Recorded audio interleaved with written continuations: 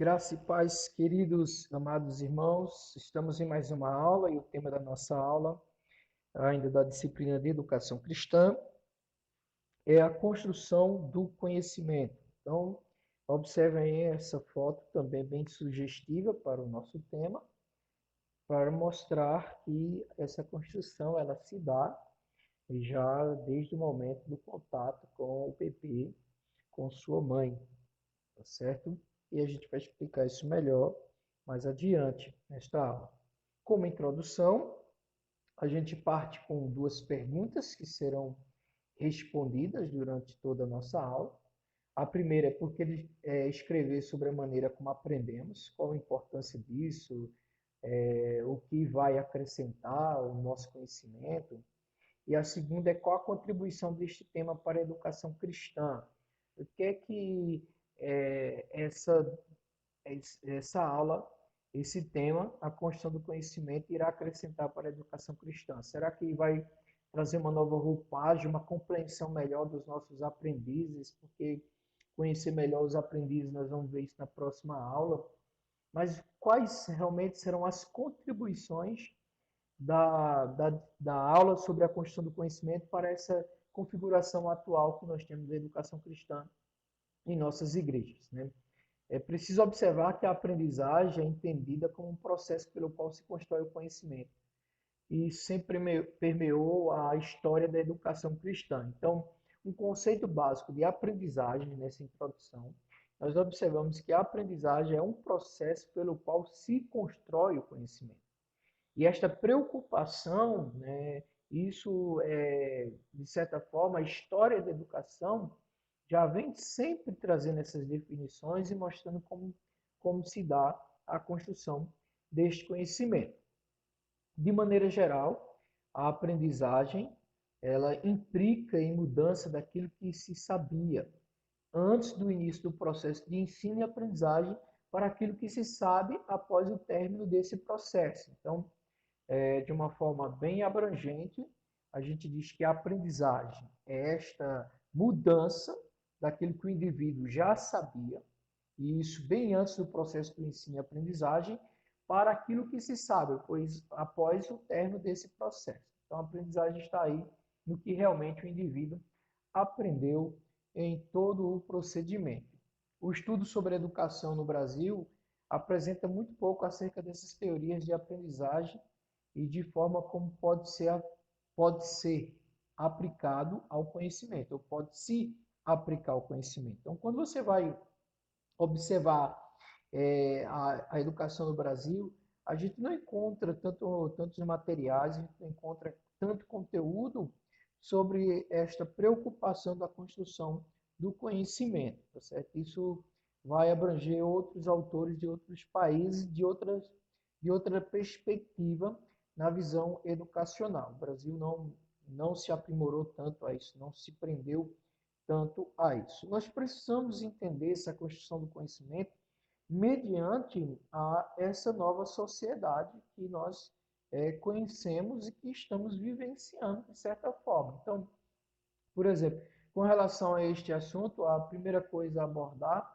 é a transformação do mundo em que hoje nós vivemos. Então, quando olhamos para a sociedade atual, existem essas mudanças de forma aceleradas, essas mudanças repentinas, essas mudanças às vezes tão rápidas que termina pegando as pessoas, vamos dizer assim, não estavam preparadas para tais mudanças tão rápidas como a gente vive em um mundo imediatista, em uma sociedade que busca essa mudança de imediato, que busca as coisas de imediato, termina acarretando algumas consequências que a gente precisa atentar para elas. Então, existem hoje novas aprendizagens e novas habilidades. Todos os dias nós precisamos, na verdade, aprender algo mais. Todos os dias precisamos desenvolver novas habilidades para podermos sobreviver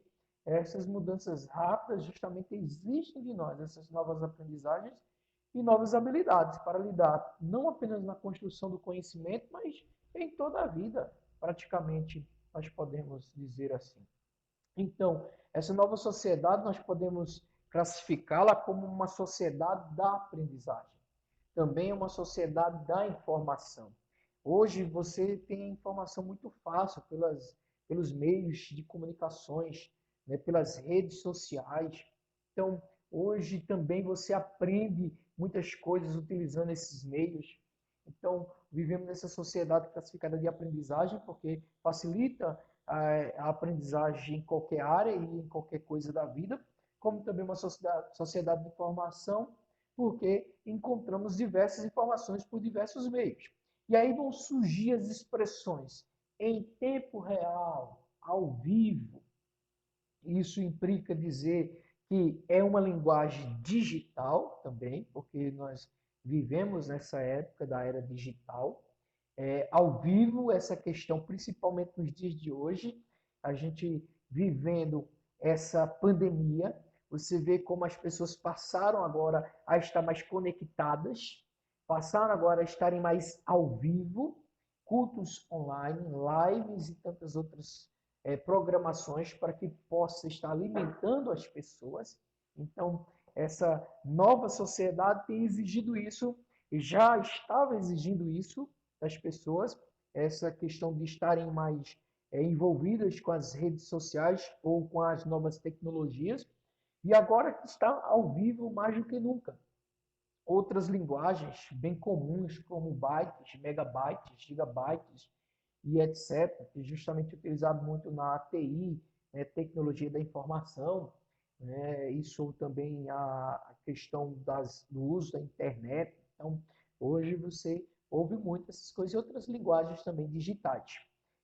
Este novo século, caracterizado por alguns como pós-moderno, por outros como modernidade tardia, e aí um acréscimo que eu coloquei, que é a sociedade hipermoderna, ou seja, vivemos em um período de hipermodernidade.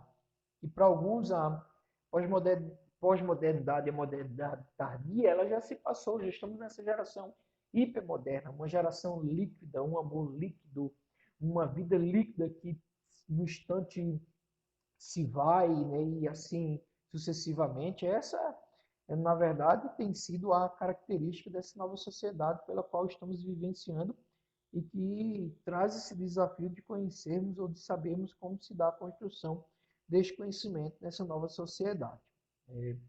Citando aí esse educador francês, Perrinaud, ele escreveu uma obra muito boa, que fala sobre a necessidade de educar a criança para o século XXI e formar professores habilitados a trabalhar com essas crianças. Isso faz relação às obras que já citamos nas primeiras aulas. E essa obra dele tem por título 10 novas competências para ensinar, desafiando-os a pensar numa nova forma de conceber o processo de ensino e aprendizagem. Essa obra foi escrita diretamente para professores. Então, traz essas novas competências para ensinar, traz esse desafio do professor a pensar em novas formas de conceber o processo de ensino e aprendizagem. E para o autor, o professor ele precisa desenvolver algumas competências. Quais são as competências? Trabalhar com a diversidade. Então, nós estamos hoje com uma sociedade que fala diferente, se veste diferente, pensa diferente, e o professor ele precisa ter essa competência, ele precisa lidar com essa diversidade. Ele não estamos falando apenas de uma diversidade cultural, racial, mas em todos os sentidos. Então, o professor ele precisa ter esta habilidade, utilizar novas tecnologias, não pode ficar preso às coisas do passado, às coisas da tradição, precisa estar aberto e hoje, mais do que nunca, como já citamos, quantos pastores, professores, líderes não tinham essa habilidade com as redes sociais, não tinham habilidade com esses programas de aulas online, de videoconferências, de gravar, tantas coisas, e agora está tendo esse desafio de ter que lidar. Então, na verdade, o professor ele tem que ter essa competência, ele tem que estar aberto a utilizar essas novas tecnologias, né? Outra competência é envolver os alunos em suas aprendizagens, despertando o desejo de aprender. O professor precisa fazer isso muito bem. Também A outra competência é participar mais como sujeito transformador, envolvendo-se com ações que produzem melhorias na escola para o bem comum. Isso será falado mais adiante também, porque o professor ele não pode achar que ele é o detentor do conhecimento e está ali apenas para depositar, imprimir um determinado conhecimento na vida do aluno. Não, ele tem que entender que ele não é apenas um professor, mas ele é um sujeito transformador. É alguém que vai se envolver de tal forma nessa busca na construção do conhecimento que vai fazer com que pessoas elas produzam ações melhores, sejam pessoas melhores. Né? Outra competência que é destacada aqui pelo autor para os professores é buscar sempre novas aprendizagens para o bom exercício de sua profissão, não ficar preso apenas em um determinado conhecimento, uma determinada área, mas está sempre buscando, sempre abrangendo. Né? Então, a construção do conhecimento, além de olharmos para essa nova sociedade, de toda a sua configuração, de todas as suas características, precisamos atentar também para o ensino bíblico para uma nova sociedade. Né? Então, uma das tônicas na atualidade é que se precisa ensinar as pessoas a aprender a aprender. Essa frase, esse jargão, é algo fundamental para os dias de hoje. Porque quando olhamos para a história ou para vamos dizer assim, o contexto de cada vida, quantas coisas foram aprendidas de maneira errada, de forma errada. Então, um dos grandes desafios na atualidade é justamente aprender a aprender.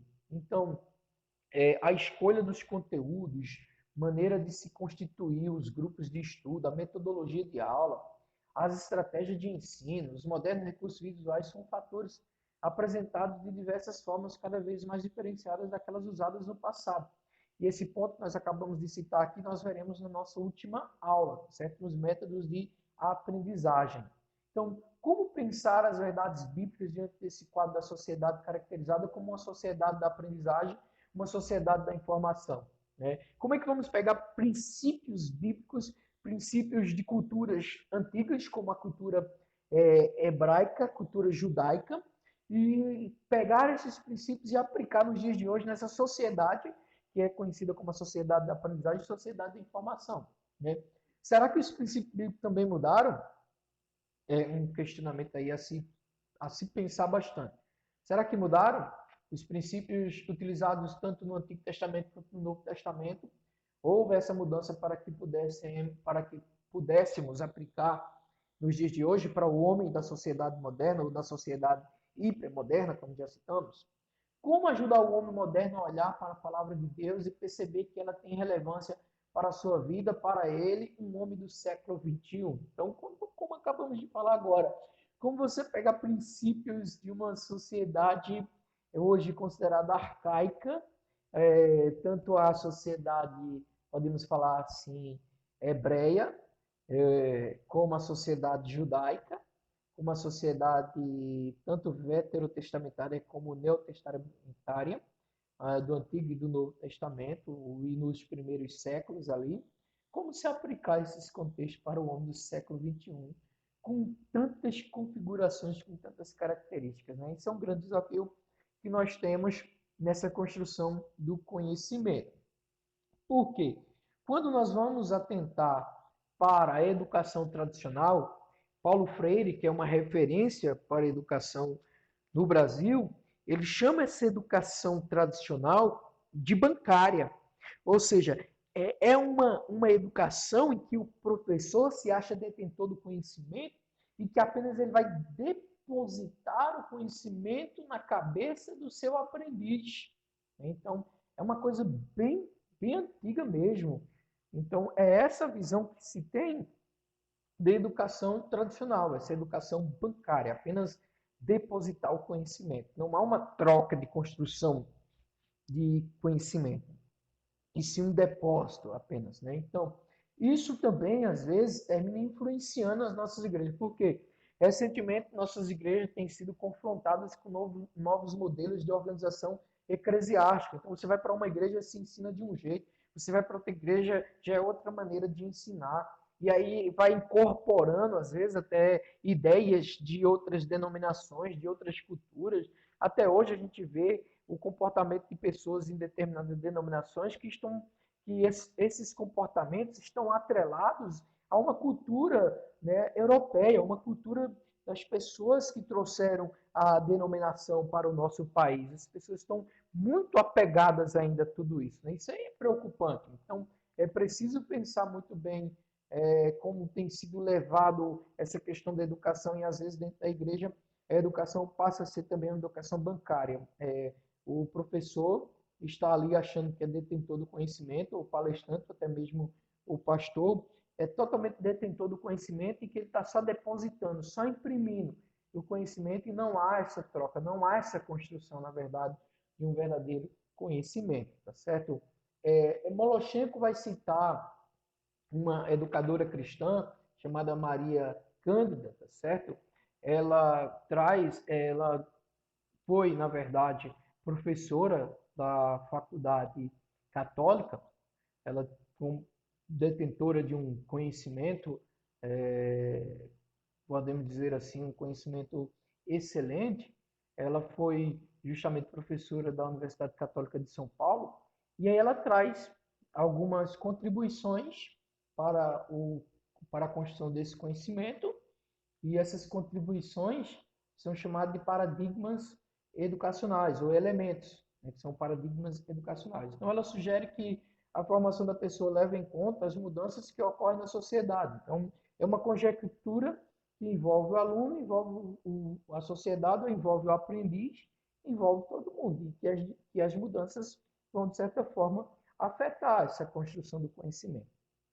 Ela defende a ideia de promover um processo educacional que nos leve a pensar em um modelo que possa ser capaz de gerar novos ambientes de aprendizagem, que deixassem de ver o conhecimento de uma forma fragmentada, estática, e o reconheça como um processo de construção a ser desenvolvido num contexto dinâmico do vir a ser.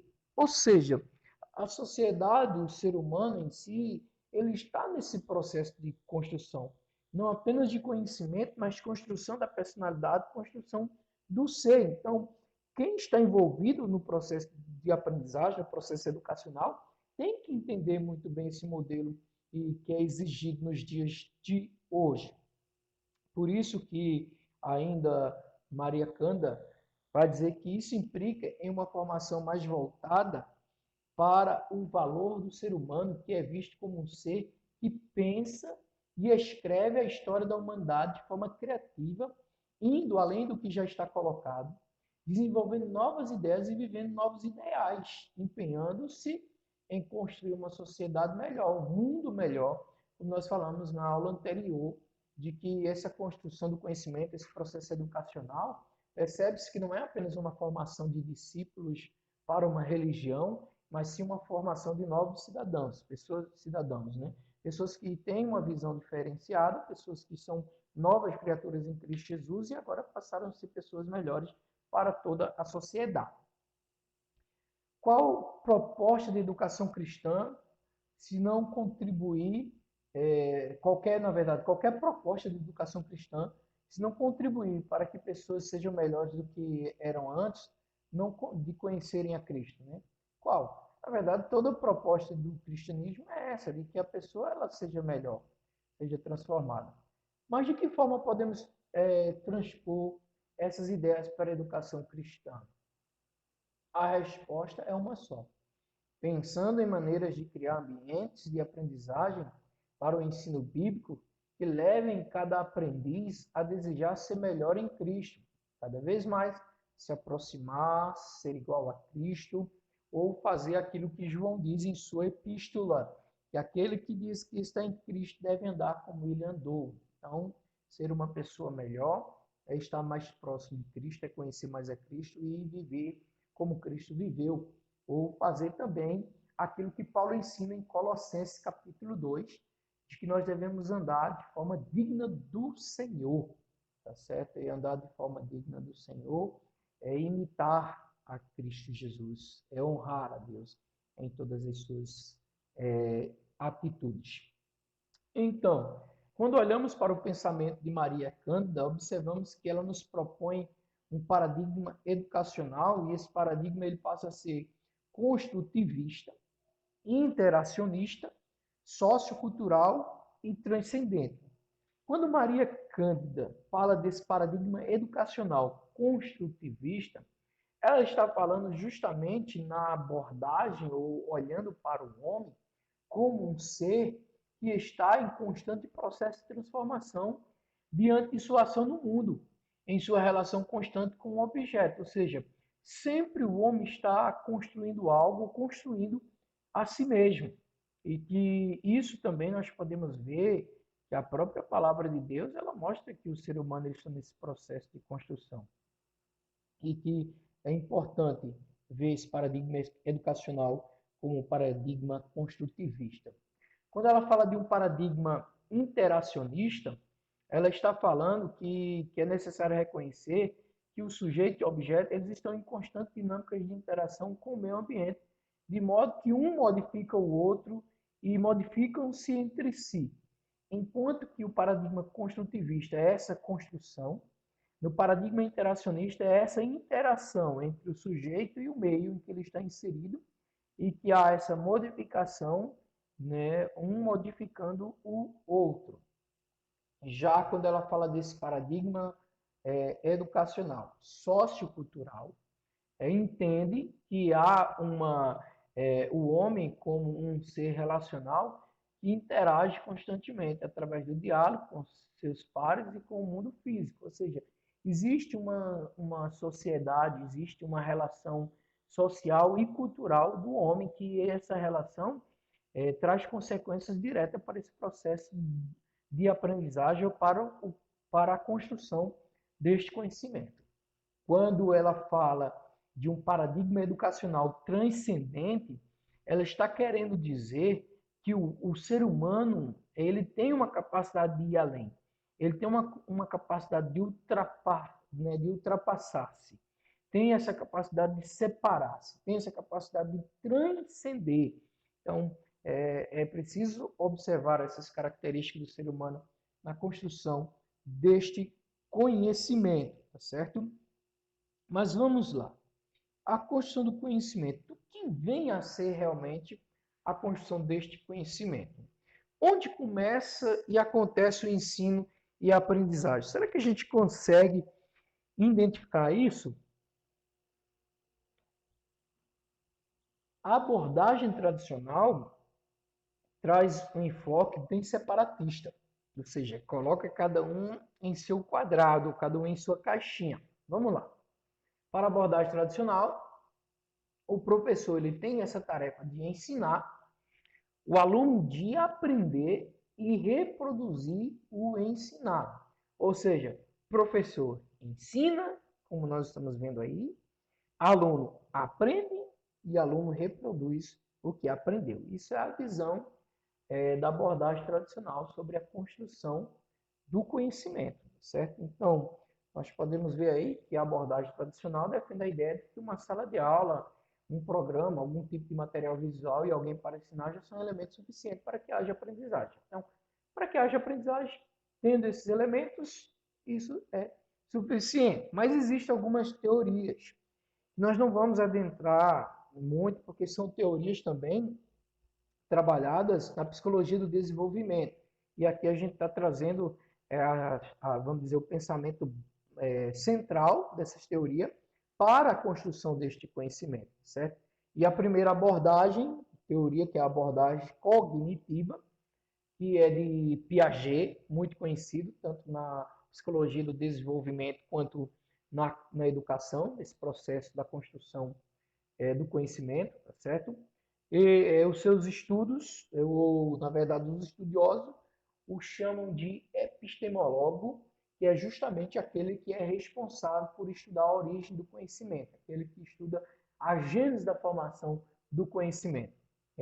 David Edwards, ele escreveu sua teoria e afirma que a mente humana funciona formando esquemas ou cadeias de conhecimento. Então, David trouxe essa ideia, falando sobre essa ideia cognitiva, dessa abordagem cognitiva de Piaget, ele vai trazer essa questão que a mente humana funciona formando esquemas ou cadeias de conhecimento. Mas como se dá realmente essa construção desses esquemas e dessas cadeias de conhecimento? Piaget vai falar que existe um processo chamado equilibração majorante, que é justamente o ponto central para que haja a construção desse conhecimento. E nessa equilibração majorante, ele vai dizer que existem duas abordagens dessa equilibração, ou nós podemos dizer assim, duas etapas, que é a assimilação e a acomodação, e justamente são abordagens ou temas trabalhados por Piaget. Para que haja a construção, na verdade, ele está querendo dizer o seguinte: para que haja a construção de um novo conhecimento, o ser ou o indivíduo ele vai ter que assimilar. E assimilar é fixar a nova informação dentro de um esquema já existente. Depois dessa assimilação, vem a acomodação, ou seja, o indivíduo fixou na assimilação e agora ele vai incorporar um novo conteúdo a esse esquema, que dará justamente a essa construção do conhecimento. E aí vai trazer uma relação bem interessante: bebê, mãe e seio materno. Ou seja, o bebê ele vai construir este esquema, ele vai participar dessa etapa já praticamente, já no contato que ele tem com o objeto, que é a mãe, que é o seio da sua mãe. Primeiro, o contato que ele tem é com a própria mãe, e aí esse contato com a sua mãe, ele vai identificar um objeto exterior, que é justamente o seio materno. Então, nesta relação bebê, mãe e seio materno, é onde já vai iniciar aí a construção desses esquemas ou cadeias de conhecimento, certo? Dessa relação. Ou seja, então podemos dizer que no mundo real, a criança ou o bebê desenvolve estes objetos, através da relação com esses objetos, vêm as estruturas mentais ou esquemas que são fundamentais para a construção do conhecimento já, né, na fase, né, do bebê. Por isso que Piaget ele vai dividir, e é estudado na psicologia do desenvolvimento, que nós também vamos apenas citar, ele traz uma ideia muito boa sobre os períodos de desenvolvimento mental que estão dentro justamente do período do processo de psicologia do desenvolvimento. Então ele classifica em sensório-motor, pré-operacional, operacional, que essa fase operacional é composta por dois momentos, que são as operações concretas e operações formais.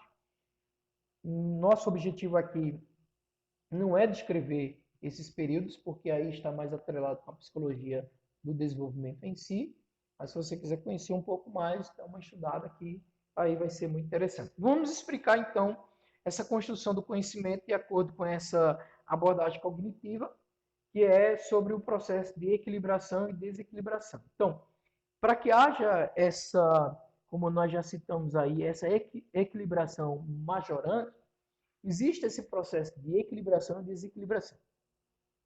O que podemos destacar aí esse desenho?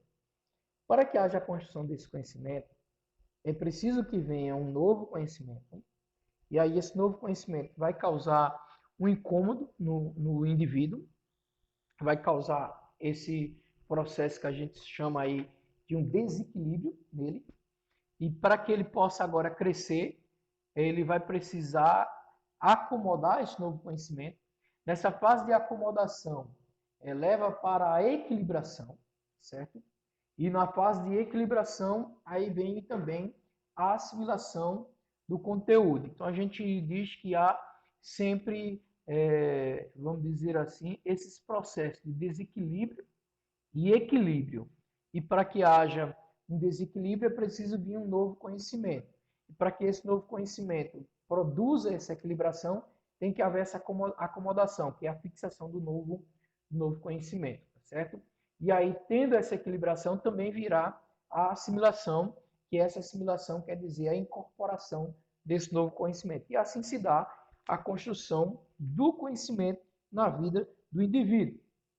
E daí vem mas umas questões que nós precisamos observar depois de olharmos para essa abordagem cognitiva é pensar. Na educação cristã, constantemente nos deparamos com o ensino de conceitos bastante abstratos. Então, quando olhamos para isso, aí vem outra questão. Quando estivermos envolvidos na formação espiritual, por exemplo, de uma criança, precisamos ficar atentos a essas questões, ou seja, vão vir questões muito abstratas, questões que vão além da capacidade cognitiva daquela criança, não exigindo que a criança compreenda mais do que permitam as suas condições de desenvolvimento. Então, quando eu olho para essa construção do conhecimento na perspectiva cognitiva, eu tenho que entender que em cada fase da criança, ela tem uma característica, uma forma de aprender as coisas. E eu não vou estar exigindo que a criança aprenda determinado assunto se ainda ela não chegou na fase do desenvolvimento cognitivo que é propício para ela isso. Então precisa se pensar e abordar. Por isso que hoje louvamos a Deus, é claro que existem muitos estudiosos que desenvolveram isso, a faixa etária e o conteúdo programado para cada idade. Isso aí, graças a Deus por isso, tá certo? Porque senão, e muita gente está querendo ensinar coisas de criança de 10 anos a uma criança de 4 anos, que não tem nada a ver. E isso a gente percebe até às vezes na relação familiar, os pais, principalmente as mães, que têm assim, essa grande responsabilidade a princípio na construção do conhecimento da criança até os seus 7 anos, que é a formação da sua personalidade, do seu caráter. A gente vê que a relação é mais próxima com as mães, os pais também têm sua responsabilidade. Mas a gente às vezes vê mães exigindo um comportamento de crianças fora, totalmente fora da realidade, da faixa etária dela, do desenvolvimento, tá certo? Então, como biólogo, Piaget não apenas se importou com o intelecto do ser humano, mas também deu extrema importância ao desenvolvimento físico e biológico. Fatores de grande influência do desenvolvimento são, precisa observar isso, o meio ambiente, as experiências, os estímulos, a socialização da criança. Certo? Por isso que também, além de levar o nome de teoria cognitiva, também é chamada de teoria interacionista, por causa dessa interação entre o meio ambiente, a experiência, os estímulos e a socialização da criança, a qual ela está no meio pelo qual ela está inserida. A segunda abordagem para a construção do conhecimento é chamada de abordagem da aprendizagem significativa. E aí o autor que se destaca é Ausubel, certo? Ele vai trazer essa aprendizagem significativa, que é um processo por meio do qual uma nova formação relaciona-se com um assunto relevante da estrutura do conhecimento do indivíduo, ou seja, esse processo envolve a interação da nova informação com a estrutura do conhecimento específico, a qual Ausubel chama isso de subsursor. E esses subsursores são ou existem na estrutura cognitiva do aluno. Então, como esse quadro aqui que nós estamos observando aí, esse desenho. O que é que acontece? Para Ausubel, nós, o subsursor é a estrutura do conhecimento específico, e aí também a estrutura cognitiva é o conjunto de conhecimentos do aprendiz. E aí se dá essa construção do conhecimento. Daí, Ausubel vai dizer que nós precisamos atentar para essa questão da diferença do conhecimento ou da aprendizagem significativa para uma aprendizagem mecânica. O que isso implica dizer é que, se não houver uma mudança de postura, uma mudança de atitude, essa, essa aprendizagem ela passa a ser uma aprendizagem mecânica, né? Ou seja, a aprendizagem significativa ocorre quando uma nova informação não faz nenhuma interação com os conceitos relevantes na estrutura cognitiva, e isso se torna, na verdade, uma aprendizagem mecânica. Então, a aprendizagem mecânica, nós afirmamos que não há mudança. E a aprendizagem significativa, há uma mudança, né? Há uma interação entre o conhecimento novo e o conhecimento mais existente. Mas para que haja uma aprendizagem significativa, existem algumas implicações que é necessário observar. A primeira, o aluno apresenta uma determinada disposição para aprender. Segundo, também estão implicadas sua capacidade e habilidades pessoais, cognitivas, inteligência, raciocínio, memória, capacidades motoras, equilíbrio pessoal e interpessoal. Terceiro, no processo de aprendizagem também está contido o que Ausubel chama de conhecimentos prévios. Ou seja, existem organizadores prévios, que são materiais introdutórios apresentados antes do material a ser apresentado entre si, e existem também essas pontes cognitivas, que a gente observa neste desenho aí. O que acontece? Os subsussores estão aí, que são estruturas cognitivas do indivíduo. Existem essas organizações prévias, ou organizadores prévios, e resultará neste novo conhecimento, certo? Então, podemos dizer que no processo de ensino e aprendizagem, podemos utilizar algo sistemático, uma sistemática, podemos dizer assim, para que o ensino seja significativo para o aprendiz, seguindo alguns passos. Então, quais são os passos ou sistemas que nós podemos utilizar para que haja essa construção significativa do conhecimento, isso já como parte já praticamente conclusiva da nossa aula, né? Então, no processo de ensino e aprendizagem, podemos utilizar uma sistemática para que o ensino seja significativo para o aprendiz. Então, para isso, devemos seguir esses passos. Primeiro, identificar a estrutura conceitual e proposicional da matéria a ser ensinada e organizar a sua apresentação a partir dos conceitos mais inclusivos aos específicos, daquelas pessoas que você está ensinando. Precisa observar a faixa etária, as características e outras coisas. Segundo, identificar os subfunções relevantes à aprendizagem, as estruturas cognitivas de cada pessoa. Terceiro, utilizar recursos que facilitem a aquisição da estrutura conceitual da matéria. O professor, ele tem que ser esse facilitador da aprendizagem, não o detentor do conhecimento, mas esse que vai facilitar esse processo de ensino e aprendizagem. Então, acredito que uma das formas de poder melhorar o ensino bíblico em nossas comunidades consiste em entender como o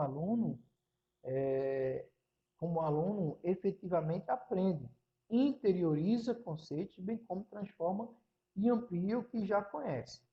O papel do professor como facilitador da aprendizagem e não como detentor do conhecimento. Então, precisa atentar para isso, que nós já estamos falando já desde o início da aula. O professor não é o detentor do conhecimento, o professor é esse facilitador desse processo de ensino e aprendizagem.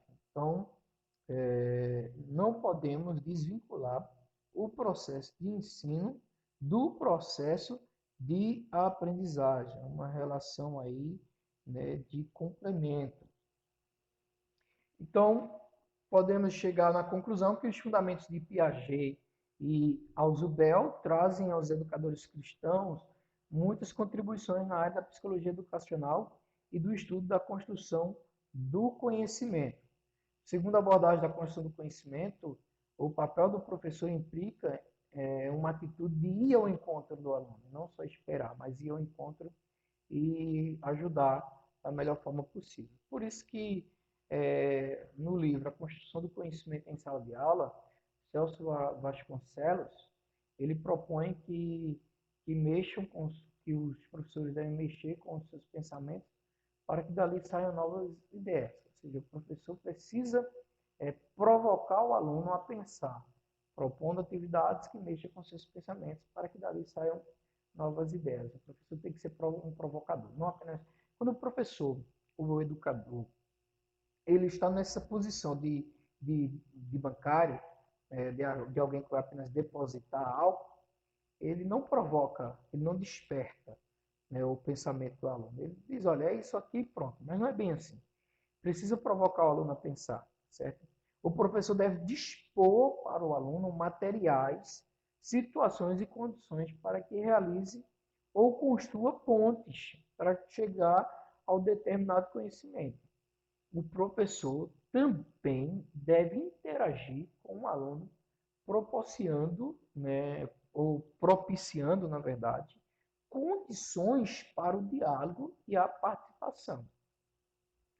E aí, Celso Vasconcelos sugere o uso de metodologias que suscitem a troca de ideias, como trabalho em grupo, jogos educativos, dramatização, estudo do meio, estudo de caso, e entre outras que nós estaremos falando na última aula sobre esses meios, métodos, né, que podemos utilizar na educação cristã. Portanto, essa é a nossa aula de hoje. Nós precisamos atentar que a construção do conhecimento parte justamente da importância de conhecer essa história, como se deu a construção do conhecimento, mesmo não tendo muito material, mesmo a educação brasileira, não, a educação no Brasil não ter se preocupado muito com a busca da história, ou com a busca, na verdade, de desenvolver essa construção do conhecimento, nós precisamos entender que há uma sociedade nova, com suas características, com suas ideias, e que essa sociedade é chamada de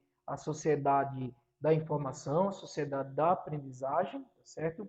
Também precisamos atentar para o ensino bíblico para uma nova sociedade, como pegar princípios do Antigo e do Novo Testamento e aplicar para o homem do século XXI, esse homem mediatista, esse homem que pensa diferente, esse homem que tem uma linguagem diferente, que vive num contexto diferente, e aí a gente tem que pegar esses princípios e aplicar para os dias de hoje nessa construção do conhecimento, né? E assim, transpondo a educação tradicional, observando melhor como se dá essa construção do conhecimento, e isso na abordagem cognitiva, como também na abordagem significativa, certo? Para podermos conhecer melhor essa estrutura do ser humano, tanto nessa abordagem cognitiva quanto nessa abordagem da aprendizagem significativa. E aí iremos aprender melhor sobre essa construção do conhecimento e iremos olhar para o ser humano de uma forma diferente. Ok? Que Deus nos abençoe e até a nossa próxima aula. Um abraço para todos vocês.